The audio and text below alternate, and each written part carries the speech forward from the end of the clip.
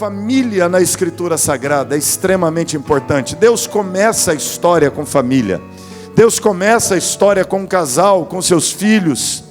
E é de uma família que vem também o Redentor, o Salvador. Primeiro milagre de Jesus, primeiro sinal de Jesus, atestando sua messianidade, é num casamento em Caná da Galileia. Família é uma célula básica da sociedade.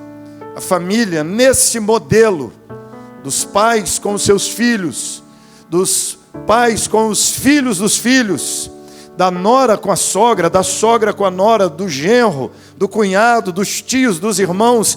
A família é uma célula do corpo da sociedade humana.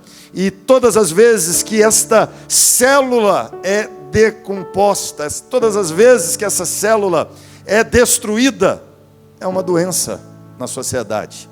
Toda civilização, toda sociedade que desvalorizou a família no seu modelo tradicional, no seu modelo segundo as Escrituras, todas as sociedades colapsaram ao longo da história. Todas as vezes que casamento é banalizado, que a vivência familiar é banalizada, que a paternidade, que a maternidade, que as relações entre irmãos é banalizada, é esvaziada, todas as grandes civilizações entraram em colapso ligado a essa depreciação da família.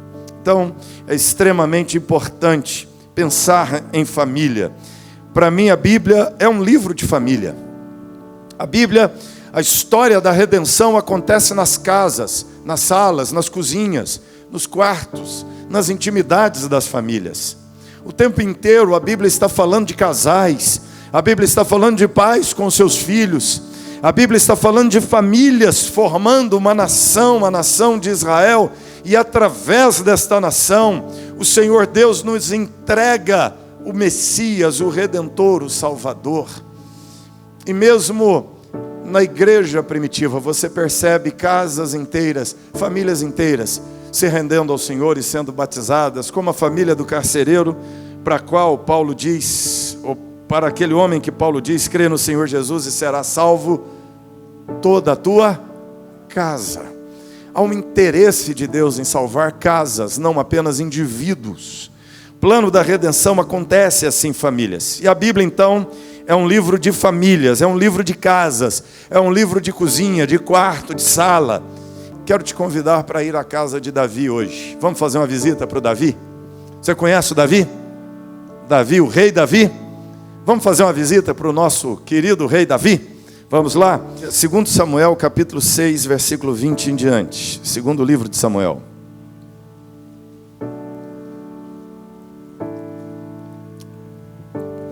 Voltando Davi para abençoar a sua casa, Mical, filha de Saul, saiu a encontrar-se com ele e lhe disse: que bela figura fez o rei de Israel, descobrindo-se hoje aos olhos das servas e dos servos, como sem pejo se descobre um vadio qualquer.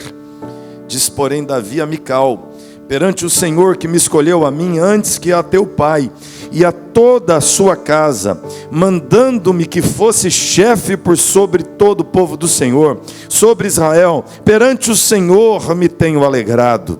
Ainda mais desprezível me farei, e me humilharei aos meus olhos, quanto às servas de que falaste, delas serei honrado.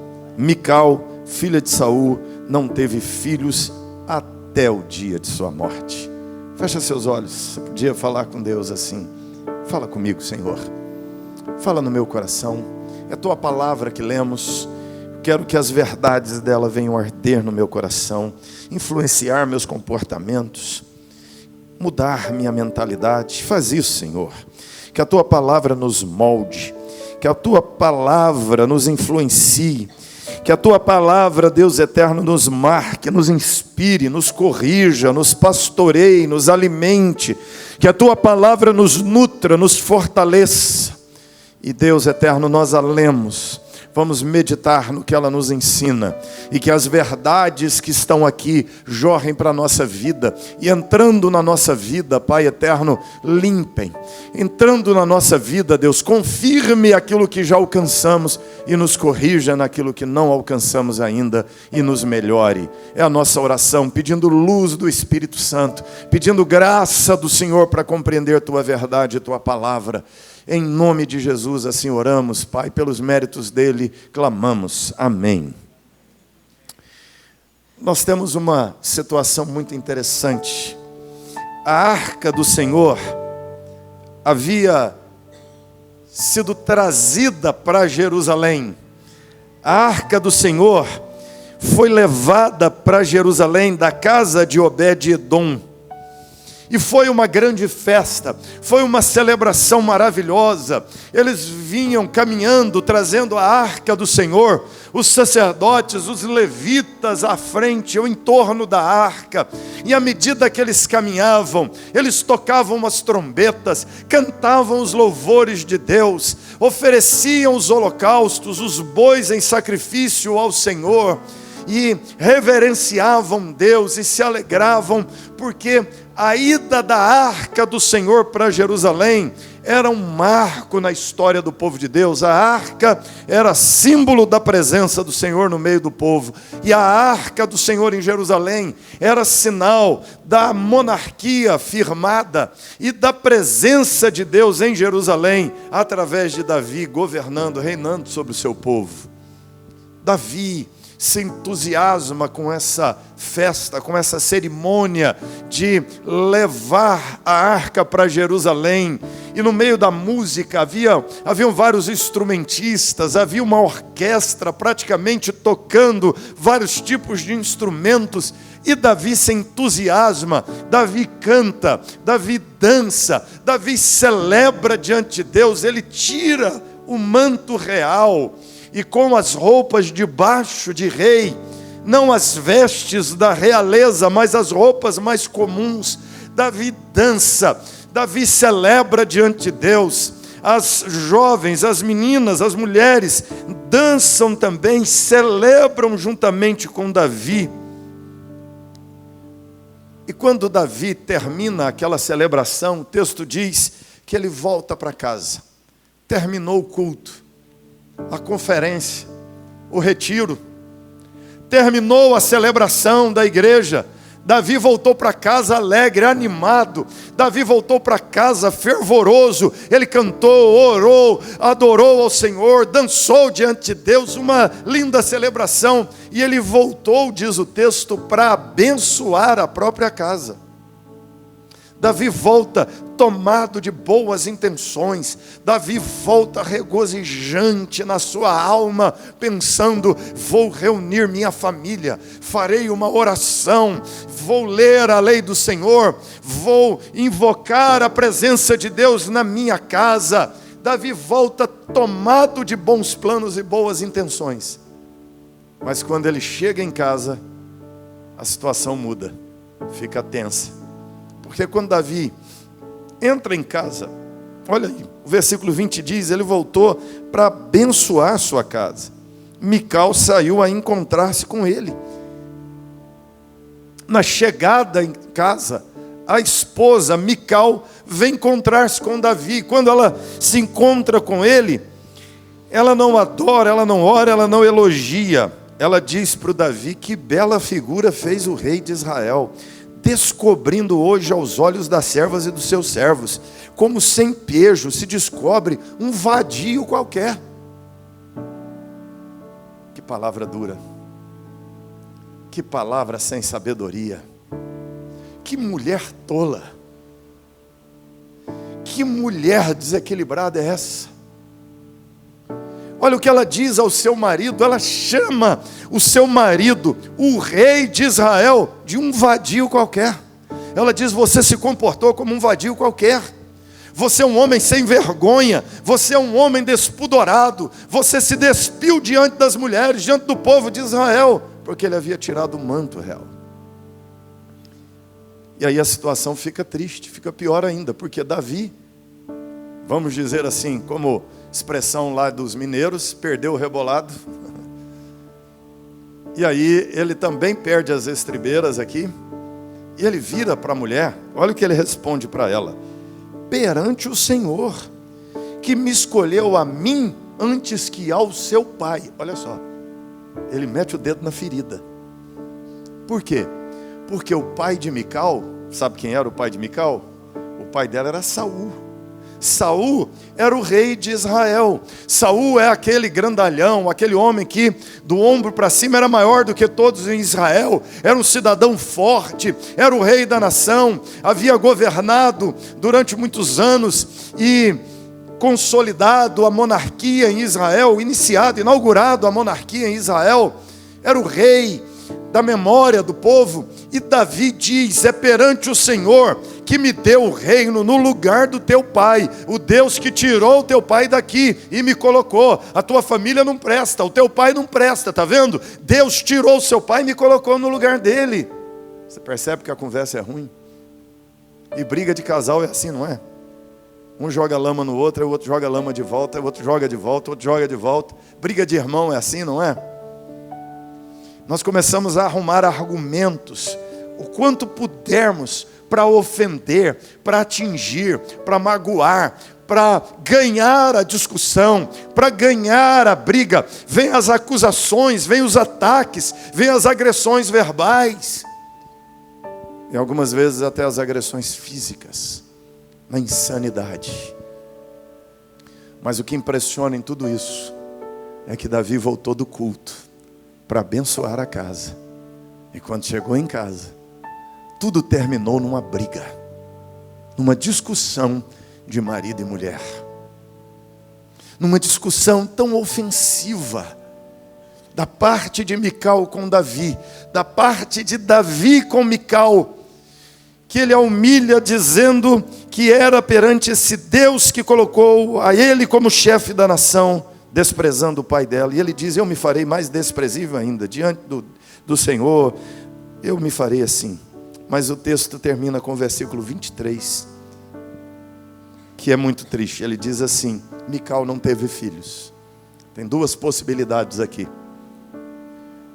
Alguns entendem que Mical ficou estéril. Outros entendem que na verdade Mical não ficou estéril, que na verdade Davi nunca mais foi para a cama com Mical. Davi abandonou Mical. Tão séria foi a briga naquela noite. Tão triste, tão terrível foi o conflito daquele momento. Davi não esteve mais com Mical. Por isso ela não teve filhos. E a linhagem de seu pai, que era para ela dar continuidade, se encerrou nela. Você entende o tamanho da punição que é Davi não ir para a cama com ela? Davi não suscitaria descendência ao pai de Mical. A família de Mical se encerra aqui. Quem resgata e preserva o nome da família é Mefibosete, que era desprezado pela família porque era coxo, era deficiente.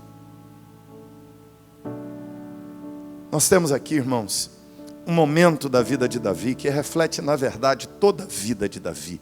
Nós estamos lendo uma parte, mas você sabe que muito mais acontece na vida daquele menino de Belém, aquele belemita que foi à guerra levar queijos para seus irmãos e buscar notícias de seus irmãos que lutavam a favor de Saul contra os filisteus, que invadiram o território de Israel.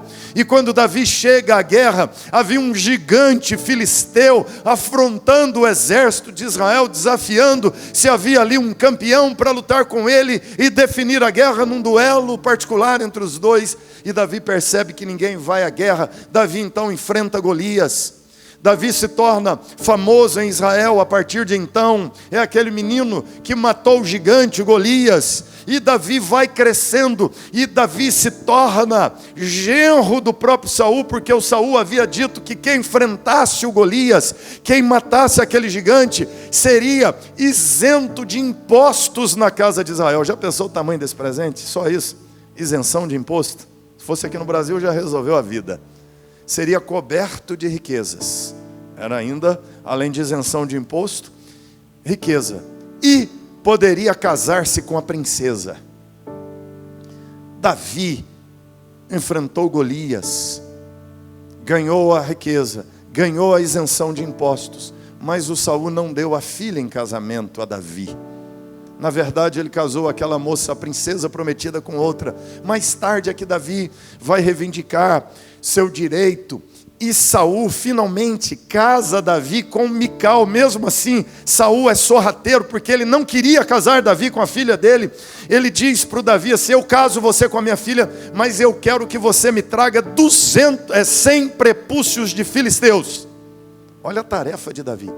Ele tinha que matar o filisteu, fazer uma necrópsia, arrancar o prepúcio do sujeito para levar para o sogro. Ele chegou com 200. Eu imagino que ele jogou o saquinho assim e falou para o sogro: conta agora, né? Imagina, coisa nojenta. Aí finalmente Saul cedeu e deu Davi, e deu Mical como esposa a Davi. Davi, como genro de Saul, acaba vivendo uma situação triste, porque Davi ia para a guerra.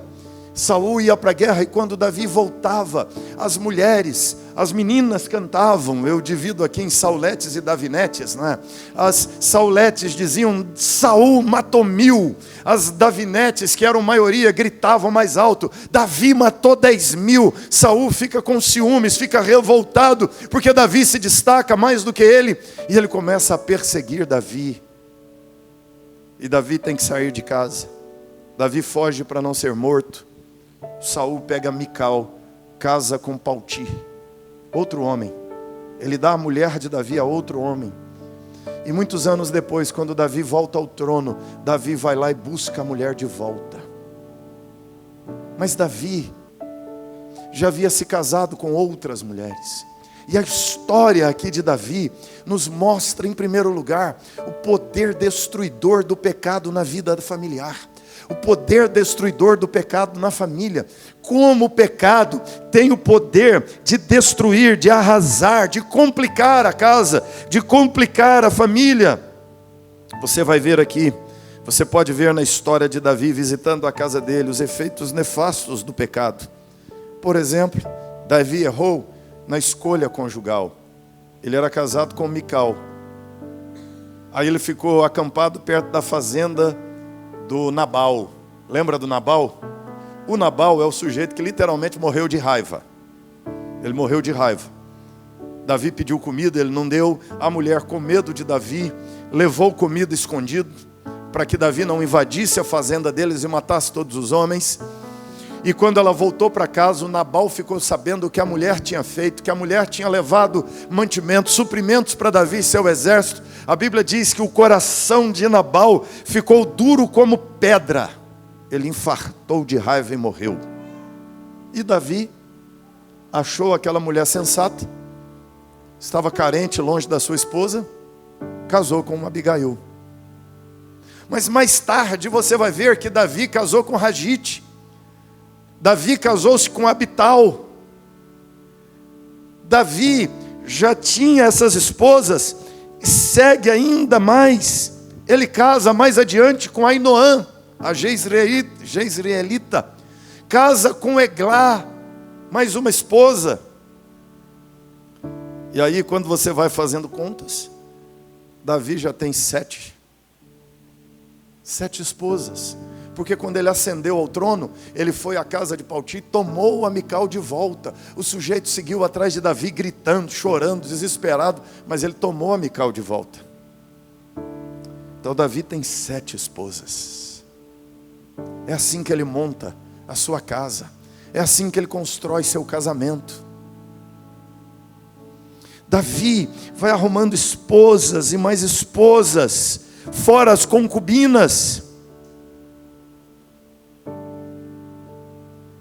Davi, além de ter todas essas esposas, a Bíblia nos diz que um dia Davi está na varanda do palácio tomando, e ali no jardim do palácio tem uma linda mulher tomando banho. Davi está meio ocioso no palácio, porque não ia mais para a guerra, porque a última vez que foi à guerra quase morreu. Os soldados disseram: você não vai guerrear mais conosco, para que não se apague a lâmpada de Israel.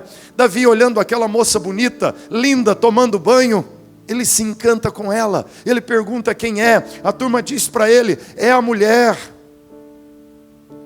de Urias. Mas Davi não se importa com o fato de que ele já é casado. Davi não se importa com o fato de que aquela mulher é casada, aquela mulher é de outro homem. Ele se encantou com ela, ele se sentiu atraído por ela. Davi manda buscar aquela mulher, a leva para o palácio. Ele já é casado com Mical, com Abigail, com Ainoã, com Eglá, com Maacá. Ele já é casado com Abital, ele já é casado com Ragite. Ele já tem 7 esposas, uma para cada dia da semana, olha só. O menu de Davi, não é? Ele tem uma esposa para cada dia da semana. E mesmo um sujeito que tem uma esposa para cada dia da semana, arruma um 8º dia para adulterar com Batseba. Ele adultera com Batseba. Pelo menos as mulheres podiam dizer uma para a outra, não é? Eu sei exatamente o que você está sentindo, não é? Isso era cruel. Mas as 7 esposas traídas. E Davi, naquele envolvimento sexual com Batseba, ela engravida, ele manda buscar o marido dela da guerra, porque agora ele tem que criar uma situação para que explique a gravidez de Batseba. Ele então manda o marido para casa. O marido diz que não ficaria na cama com sua mulher por lealdade aos seus colegas que estavam na guerra. Ele não vai para a cama com a Batseba. Davi o embriaga num jantar no palácio, o manda para casa, e Urias, bêbado, dorme na calçada, mas não entra em casa para não ir para a cama com a esposa, por lealdade a Davi.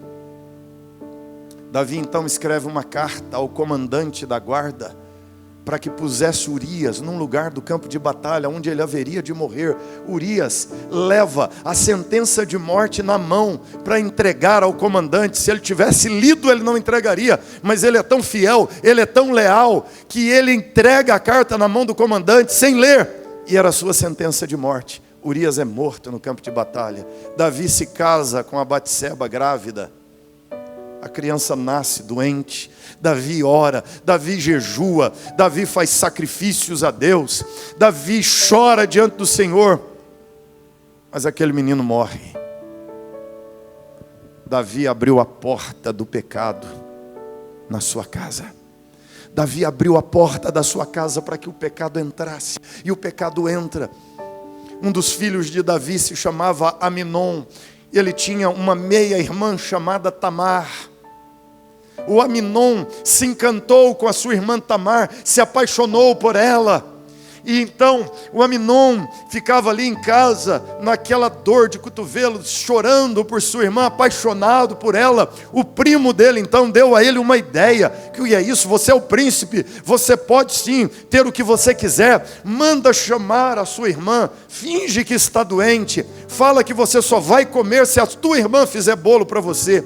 E ele arma essa armadilha para sua irmã, fala que está doente. O rei Davi manda Tamar à casa de Aminon fazer comida para ele, cuidar do irmão na doença. Quando a irmã vai para o quarto servi-lo, ele está ali fingindo acamado. Manda todos os empregados sair da casa, fecha a porta, vai para cima da sua irmã, que diz a ele: não faz isso, Aminon, isso é loucura.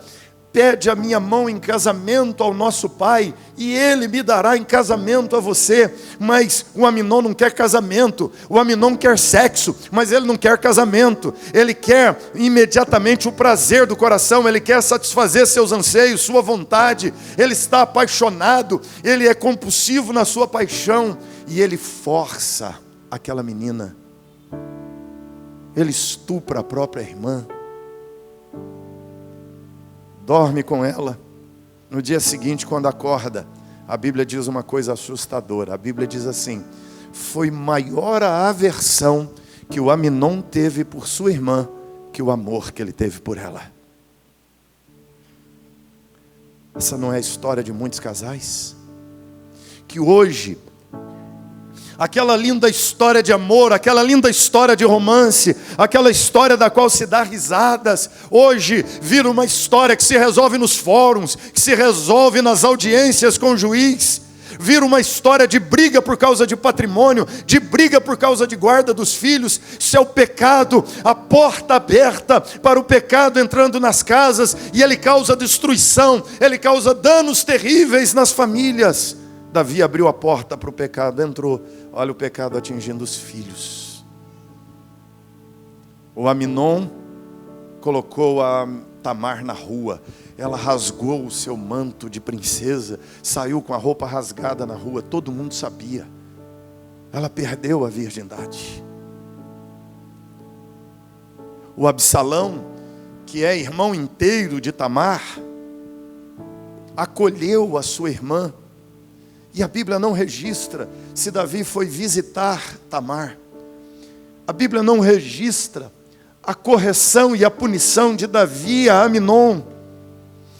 Porque possivelmente ele, como pai, não tem moral para corrigir o filho por sua própria conduta, por seu próprio comportamento equivocado.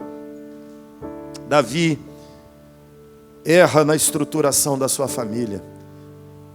Davi tem 8 esposas, 19 filhos. 4 filhos com a Batseba, tirando o 5º que morreu. E ele vai tendo filho com cada uma das mulheres. E depois ainda diz o texto bíblico que ele tem alguns filhos com as concubinas. Davi abriu a porta para o pecado da soberba.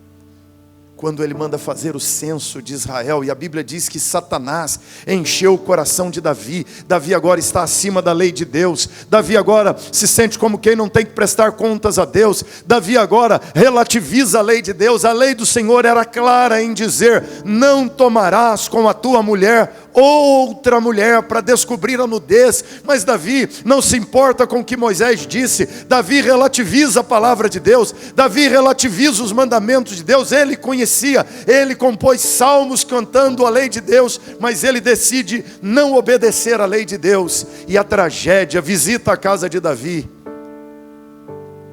A Bíblia nos mostra o poder destruidor do pecado na vida da família.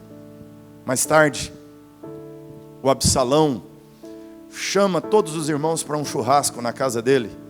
E naquela festa, ele embriaga o Aminon, seu irmão, manda seus funcionários matar o Aminon. Aminon é executado na festa da família. Você já pensou que tragédia é essa? A família, os irmãos reunidos. Um dos irmãos levanta e mata o próprio irmão na festa da família. Coisa que acontece nos piores botecos da vida, acontece na casa do Davi.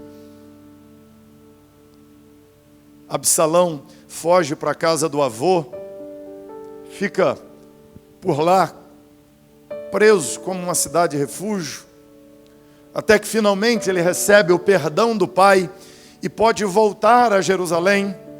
E ele quer a atenção do pai, e o pai o recebe uma vez, mas o pai também não corrige o Absalão, o pai também não ministra ao coração do Absalão. E o Absalão passa a odiar mais ainda o pai, e ele se coloca na porta do palácio todos os dias, e ele pergunta para as pessoas que vêm a uma audiência com o rei, dizendo assim: onde você vai? Ele diz: eu tenho uma audiência com o rei. Ele diz: não existe rei para te atender lá no palácio, o rei não vai ouvir você, fala comigo o que você quer e eu atenderei você. Ele é príncipe. Ele faz uma campanha eleitoral, parecendo a campanha eleitoral brasileira, né? Aquela ética total da campanha. E ele começa a roubar o coração do povo na porta do palácio. E ele monta um golpe de estado. Ele tenta matar o próprio pai Davi. Davi foge do palácio. A Bíblia diz descalço, vestido de pano de saco. Porque o próprio filho quer matá-lo. Aquele que come com ele no prato, levanta contra ele o calcanhar, o trai. Absalão é declarado rei. Primeira medida de Absalão como rei da nação, sabe qual é? Ele vai para a varanda do palácio, pega todas as concubinas de Davi, as esposas de Davi, estupra uma por uma na varanda do palácio, dando um show de sexo explícito para a nação. Porque ele quer violentar o pai. Ele quer agredir o pai. Ele é um filho insano. Ele é um filho filho revoltado, ele é um filho que odeia o pai, porque o pecado entrou na casa de Davi, e onde o pecado entra, ele causa destruição, ele causa danos inimagináveis. Meus queridos irmãos, a Bíblia é esse manual para nos ajudar a proteger a nossa casa do pecado, mas infelizmente muitas vezes é o pai que abre a casa para o alcoolismo, é o pai, é a mãe que abre a casa para o adultério, para a violência, para a mentira, para o roubo, é o pai que abre a casa para a idolatria, para a feitiçaria. E a história de Davi nos mostra, quando entramos na casa de Davi, nós vemos poder destruidor do pecado. Segundo, o poder destruidor da cultura. Por que Davi casou-se com tantas mulheres? Sabe por quê? Porque era hábito da cultura. A cultura dizia que era assim: para você ser um bom rei, você tinha que exibir esposas. Imagina um rei que chegava só com uma esposa. A turma ia olhar para ele e dizer: que rei muxuruca é esse? Esse rei não tem dinheiro nem para pagar, para ter várias mulheres. Todo rei que se prezava no mundo daqueles dias tinha um harém. A glória de um rei estava em exibir mulheres lindas, as modelos, as mulheres maravilhosas. Ele saía, exibia o seu harém, exibia aquele monte de esposas para aparecer para os outros homens. Eles estavam em busca de popularidade, eles estavam em busca do aplauso popular, eles estavam em busca de fama, eles estavam em busca da admiração das pessoas. É por isso que Davi casa com Abigail, com Ragite, casa com Eglá, pega Mical de volta.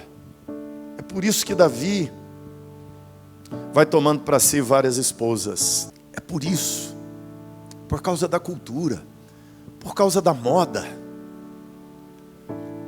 Você já viu a força que tem essa expressão? Todo mundo faz. Você já ouviu isso? Todo mundo mente, todo mundo rouba. Todo mundo faz isso. Todo mundo está curtindo o sexo aí do jeito que o mundo oferece. Davi fez o que todo mundo fazia. Por isso trouxe tragédia para dentro da sua casa. Por causa da cultura. A cultura do hedonismo, do prazer acima de tudo. Ele tinha todas essas mulheres porque ele tinha vontade de ter, por causa do prazer, por causa do erotismo do mundo da época, porque as pessoas viviam em busca do prazer sexual, e ele como rei, ele como homem cheio de dinheiro, ele como homem de poder, ele podia, e simplesmente porque ele podia, ele se apoderou daquelas mulheres para seu bel prazer. Davi se encurvou à cultura da permissão pecaminosa, à cultura do materialismo, a cultura do abandono da fé. Davi relativizou a sua fé, a cultura do relativismo. Não é assim? A Bíblia diz. Eu estava aconselhando um pastor. Esse pastor estava deixando a esposa. E ele me disse que estava deixando a esposa porque estava apaixonado por outra mulher. E eu disse para ele: você vai perder o seu ministério, você vai perder os seus filhos, você vai perder seu casamento, tudo isso por causa de uma mulher. Ele disse: sim, mas eu a amo, eu estou apaixonado por ela. Aí então eu falei com ele: mas você conhece a Bíblia diz que está errado. E ele me disse para mim o que são as palavras mais temerosas que um ser humano pode dizer. Ele disse: eu sei que está errado, mas eu quero. Eu sei que é pecado, mas eu quero. Davi sabia que era pecado, mas a cultura dizia que podia fazer. A moda, a onda do momento é que podia fazer. A sociologia, a antropologia do momento dizia que podia fazer. A casa de Davi foi afetada, foi contaminada pela cultura da relativização da lei de Deus, pela cultura do alcoolismo, pela cultura da violência, pela cultura do hedonismo, do prazer, pelo prazer. E aqui nós vemos o poder destruidor da cultura na vida das famílias. Nem tudo da cultura é destruidor. Tem elementos bons, mas muita coisa da cultura é veneno, é lixo. Nós vivemos hoje um ambiente cultural complicadíssimo. Olha quem é a cantora mais ouvida no Spotify. E você me fala se a cultura do mundo de hoje presta para entrar na tua casa. Olha o que é a cultura, o que é a moda onda no comportamento sexual, o que é a onda nas condutas morais das pessoas. Cuidado, se a cultura entrar na tua casa, se a cultura mundana entrar na tua família, ela causará destruição no seu casamento, nos seus filhos, nos seus netos. Ela destruirá os relacionamentos dos pais. Ela destruirá o relacionamento com os filhos, da nora com a sogra. Essa cultura lixo, essa cultura do pecado, a cultura da idolatria. É interessante, quando Saul mandou prender o Davi, Davi estava em casa. A Bíblia diz que a Mical escondeu Davi, avisou Davi, Davi fugiu pela janela de casa. E ela pegou um ídolo do lar e colocou na cama no lugar do Davi. Quando os soldados entraram, ela disse: olha, ele está dormindo. E eles ficaram por ali, entra, não entra, até que resolveram entrar. Quando entraram, puxaram o lençol, tinha um ídolo do lar debaixo. E a minha pergunta é: o que fazia um ídolo do lar na casa de Davi? O que fazia uma estátua de uma divindade pagã, cananeia, na casa de Davi? Sabe por que tinha uma estátua de uma divindade pagã? Porque era a cultura de Canaã, era o resquício da cultura cananeia no coração do povo hebreu. Em muitas casas cristãs há ídolos, há bezerros de ouro, há objetos indevidos, há comportamentos indevidos, há práticas indevidas. Mas preste atenção, a Bíblia nos fala do poder destruidor da cultura na vida familiar. Terceiro e último, eu quero terminar. Depois de você falar assim: o pastor é muito indiscreto. Foi visitar a casa do Davi e é fofoqueiro, saiu falando mal do Davi. É feio, né? E na casa dos outros sair falando mal da família. Então vamos falar bem também, né? Mas não bem de Davi. Visitando a casa de Davi, nós encontramos o Deus de Davi. E o Deus de Davi nos mostra o poder restaurador da graça na vida da família. O poder restaurador da graça. Por causa dos erros de Davi, dos erros das mulheres de Davi, dos filhos de Davi, por causa dos erros de Mical, por causa dos erros de Aminon, por causa dos erros de Absalão, por causa dos erros do próprio pai. A casa de Davi foi visitada com a tragédia, a morte, a violência, o caos, a dor, o sofrimento, a angústia entrou na casa de Davi. Mas essa história está aqui diante de nós, não para nos falar das tragédias da casa de Davi. Isso você vê no jornal, isso você vê aí na internet, isso você lê nas mensagens de WhatsApp. A Bíblia está aqui para nos trazer a boa notícia do poder restaurador da graça de Deus na vida da família. A graça de Deus entrou na casa de Davi. Um dia Davi recebe a visita de Natã, o profeta, que conta aquela história para Davi, de um homem que recebe uma visita em casa e ele tem várias ovelhas, mas ele resolve fazer um jantar. E ele não quer matar nenhuma de suas ovelhas para o jantar. Ele vai na casa do vizinho que só tinha uma ovelhinha, era o pet da família, comia à mesa com as crianças. E ele rouba aquela ovelha, leva para sua casa, mata, cozinha, serve a sua visita. E o Natã pergunta o que esse homem merece. Davi se levanta, furioso, no trono do seu palácio e diz: esse homem merece morrer. Natã vira e diz: esse homem é você. Naquela hora, Davi se quebranta diante de Deus. E naquela hora, Davi compõe o Salmo 51. No Salmo 51, Davi fala com Deus. Davi ora ao Senhor. Davi se quebranta diante do Senhor. Ele diz: tem misericórdia de mim, Senhor. Tem misericórdia de mim. Ele se quebranta, ele se prostra, ele se humilha diante do Senhor. E esse é um salmo lindo. Ele diz: compadece-te de mim, ó Deus, segundo a tua benignidade, segundo a multidão das tuas misericórdias. apaga as minhas transgressões, lava-me completamente da minha iniquidade, purifica-me do meu pecado, pois eu conheço as minhas transgressões, a minha idolatria, a minha soberba, a minha promiscuidade, a minha arrogância, a minha dureza, a minha frieza, a minha incredulidade. Eu reconheço, eu conheço, eu sei, Senhor. Eu conheço, o meu pecado está diante de mim, fala na minha cabeça continuamente: pequei contra ti somente, fiz o que é mal perante os teus olhos, de maneira que serás tido por justo no teu falar, puro no teu julgar. Eu nasci na iniquidade, em pecado me concebeu minha mãe. Eis que te comprases na verdade no íntimo e no recôndito, me fazes conhecer a sabedoria.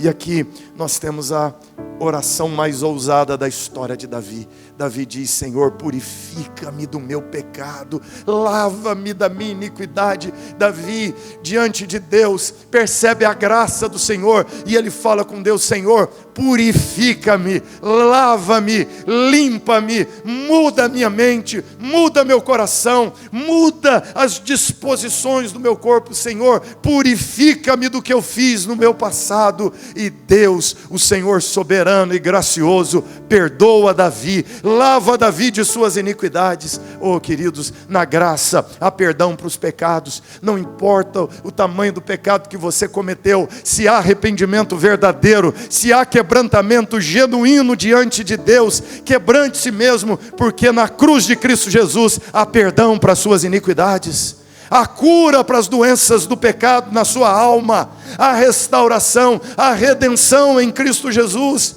Davi se quebrantou diante de Deus, e Deus perdoou o pecado de Davi.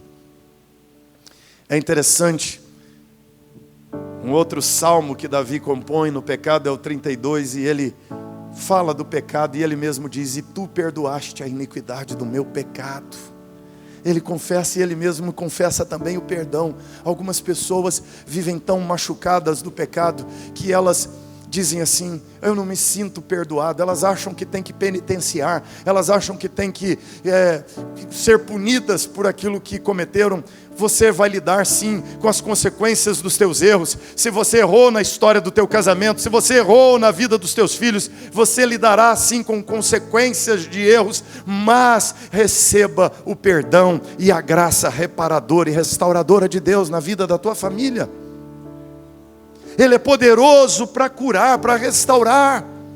Davi diz: purifica-me, lava-me, limpa-me, e eu ficarei mais alvo que a neve, mais limpo que a neve.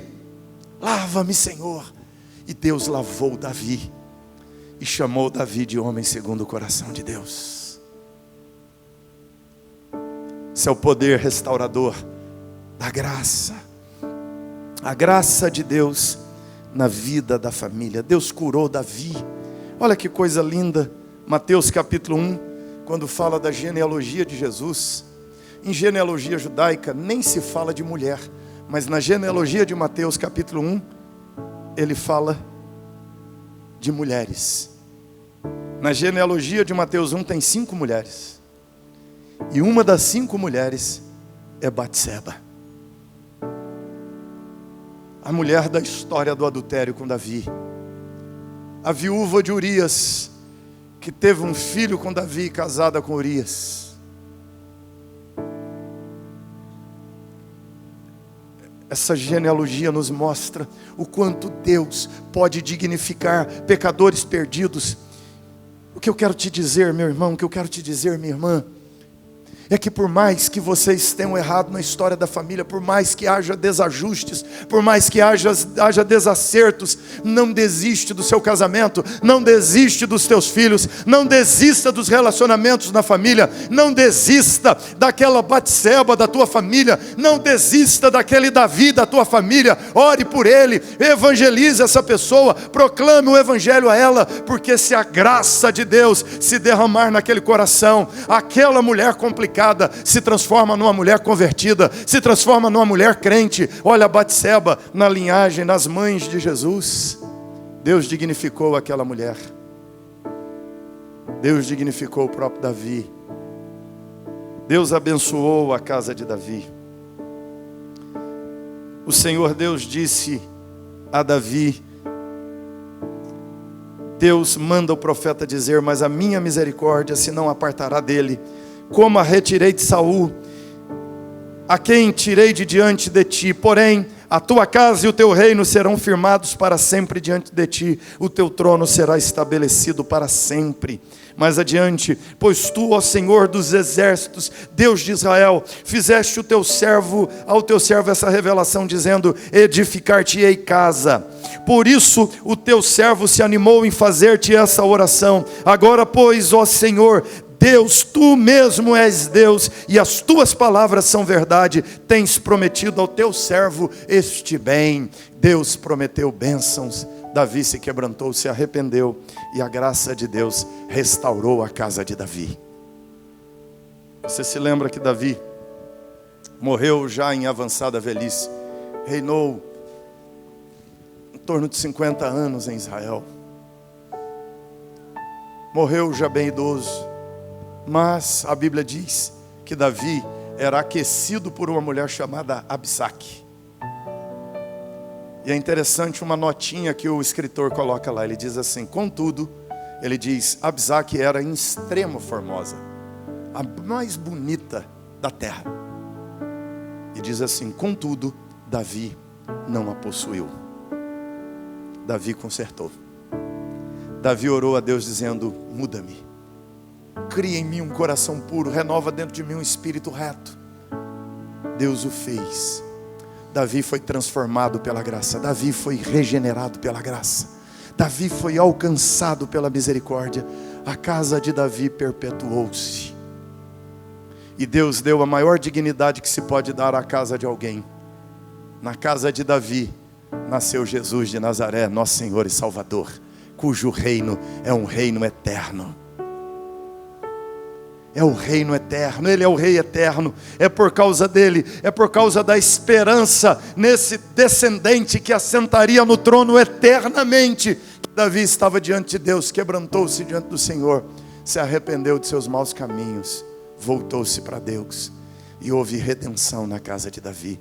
E o ápice da redenção é que o trono de Davi foi confirmado. A descendência de Davi construiu o templo, mas mais do que isso, da linhagem de Davi veio Jesus, a raiz de Davi.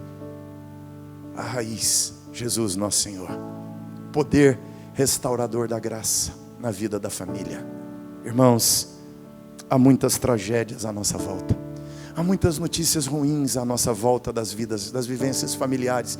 Muito divórcio, muito adultério, muita violência, muita promiscuidade, muita pornografia. Há muita descaracterização. Há um levante cultural contra o formato familiar tradicional. E há ideologização de novas formas de famílias. Famílias completamente diferentes, famílias completamente mudadas na essência do que é ser família. Há uma relativização, há uma desconstrução. Sim, há muita realidade dura, negativa à nossa volta, mas a verdade é a boa notícia. A graça de Deus pode restaurar qualquer família desconstruída. A graça de Deus pode restaurar qualquer casamento desconstruído. A graça de Deus pode renovar famílias completamente arruinadas. Deus é poderoso para restaurar. Eu queria te convidar para orar. Você podia ficar de pé, fechar seus olhos. Talvez falando dessas coisas,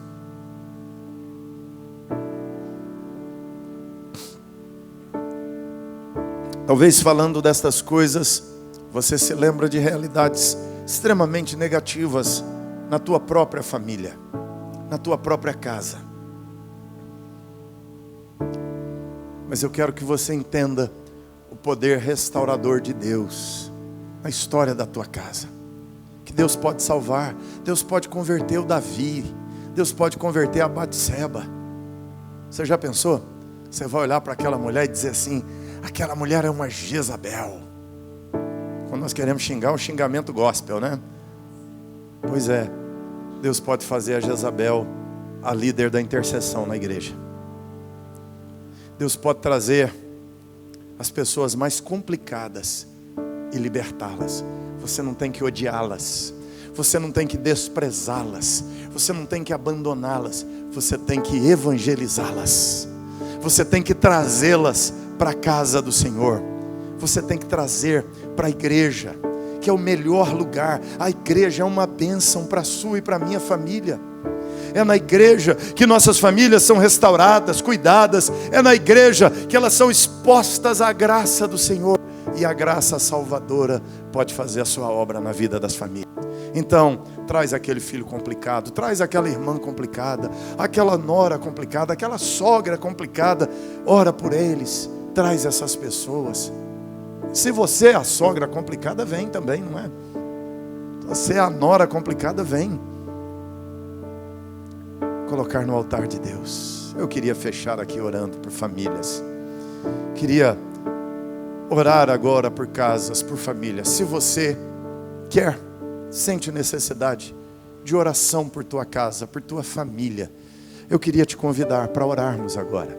Talvez por você, sua esposa, seu marido, seus filhos, ou talvez até por familiares que não estão aqui, mas você quer trazer o nome desses familiares diante de Deus e falar com Deus a respeito deles, porque você tem visto tragédias em tantas famílias. Então vamos falar com Deus agora, vamos fazer isso, vamos orar ao Senhor. E se você tem uma situação na tua casa, na tua família, parentes, gente que você queria ver a graça de Deus se derramando sobre eles de forma sobrenatural e resgatando, você podia fazer um movimento. Você podia sair do seu lugar, vir aqui à frente, falar diante de Deus o nome dessas pessoas. Você não vai falar alto, não vai falar comigo, você vai falar diante de Deus. Você quer fazer isso? Você podia fazer então. Se você quiser, sai do seu lugar, vem à frente, coloque esses familiares, coloque essas pessoas no altar de Deus. Um filho, uma filha, um tio, uma tia, um irmão, aquele filho que afastou do Evangelho, hoje está parecido com um Absalão perdido no mundo, mas Deus é poderoso para trazer de volta. A graça de Deus seja sobre eles. Maravilhosa graça de Deus, sublime graça do Senhor, que pode alcançar tua casa, teu casamento. Você está aqui, você está na internet, numa crise conjugal complicadíssima. Tudo está assim para ficar como Davi e Mical. Não desiste de abençoar a tua casa. Não desista de levar bênção para a tua casa. Davi voltou para abençoar a casa. Ele desistiu quando a Mical disse uma palavra dura para ele. Então deixa eu te dizer, não importa o que você ouvir na tua casa, persista no desejo de abençoar a tua casa. Persista na oração para abençoar a tua família. Mais tarde é que Davi entendeu, com a visita do Natã, a bênção que podia ir à casa dele. O profeta levou bênção para a casa de Davi. Que a palavra de Deus leve bênção para a tua casa em nome de Jesus. Para os casamentos da tua família em nome de Jesus. Pai, abençoa as famílias que estão agora aqui sendo mencionadas no teu altar. Pai, o Senhor está ouvindo aqui nomes de familiares, nomes de filhos, nomes, ó Deus amado, de cônjuges. O Senhor está ouvindo nome, Deus amado, de pais, nome de irmãos, nome, ó Deus amado, de pessoas da casa e da família. O Senhor está ouvindo, Deus, gente que está aqui por si mesmo, se colocando diante do Senhor e pedindo tua intervenção, pedindo uma manifestação sobrenatural da tua graça. Faça isso, Deus, manifesta, Pai, intervém nessas casas. O Senhor foi à casa de Davi, o Senhor não desistiu do Davi. Ainda que a tragédia, ainda que o mal, ainda Deus eterno, que coisas terríveis tenham vindo à casa de Davi, o Senhor mandou o profeta lá, o Senhor visitou a casa de Davi com a tua palavra, o Senhor visitou a casa de Davi com a verdade, e a verdade trouxe libertação, a verdade trouxe cura, a verdade trouxe restauração para a casa do Davi, Pai. E o Senhor firmou a casa dele. E Deus eterno, nós estamos aqui diante do Senhor também orando. Firma as casas que estão aqui, Pai. Firma os casamentos que estão aqui. Que eles sejam a prova, Deus eterno, de tempestades. Que eles sejam a prova de ataques do diabo. Que eles sejam uma prova do mundanismo, Deus. Que eles sejam uma prova das tragédias da vida. E que o Senhor firme essas casas, firme esses lares, firme essas famílias, Deus. Oh Deus, essas famílias do pai, mãe, filhos, essas famílias que são a mãe com os filhos, a família do pai com os filhos, a família, Deus, da avó com os netos. Firme essas famílias, fortaleça, guarda debaixo do teu amparo, da tua segurança e paz. E Deus, ajuda, converte os filhos perdidos, converte, Deus, as mulheres perdidas, traz de volta, chama a sensatez, chame ao arrependimento, cura o casamento quebrado, cura as relações partidas, Deus, e traz vida e restauração, no nome santo do Senhor Jesus. Escreve uma linda história, como o Senhor escreveu na história de Davi. Escreve uma linda história com essa família, e que cada um aqui sejam, Deus amado, homens e mulheres segundo o teu coração, no nome de Jesus, amém. Louvado seja Deus, queridos. Bendito seja nosso Senhor. Deus derrame graça sobre você e sobre tua casa mais e mais.